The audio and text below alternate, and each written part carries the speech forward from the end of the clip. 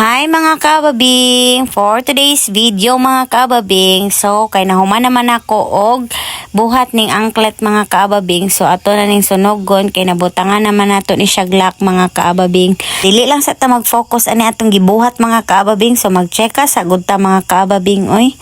So sa una mga kababing no, katong way back elementary days na ko mga kababing, di jud ko kalimot sa akong maestra mga kababing nga ini ting paniud to na mga kababing, mangutana gina siya sa kuha mga kababing ug unsa jud akong sudan.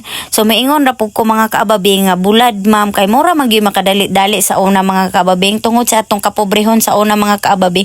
Mura poy makaya sa atong mama, so di na nato questionon mga kababing nga anong maura gyud ato makabalo ra man gani tag 2 pesos mga kababing makapalit og ice candy mga kababing ug maruya happy na man gani ka. So pila nang maruya karon 5 na sa una makapalit pa tag piso mga kababing. So akong extra mga kaababing muna siya mangutana kay ilisan day na niya og hotdog mga kaababing. So malipay pud ang bata mga kaababing no nga sukad-sukad makatilaw na gyud siya hotdog kung unsay lasa ana mga kaababing tungod sa iyang bulad nga balon. So makatilaw siya og hotdog mga kaababing. So perting lipaya in town sa bata mga kaababing nga nakatilaw na gyud siya hotdog.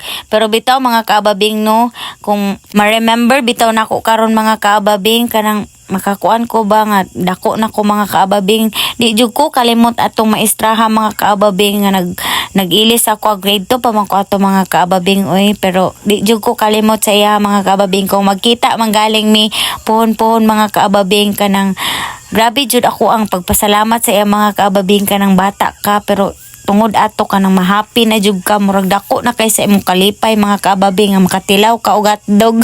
May ra jud ang kalipay nato sa una mga kaababing no kaysa karon. Anong kamo karon mga bata, pasalamat mo sa inyong ginikanan karon kay sa una pertigyong bahua sa eskwelahan og bulad pero karon murag ba na jud ko kasimot sa eskwelahan nga bahog bulad mga kaababing.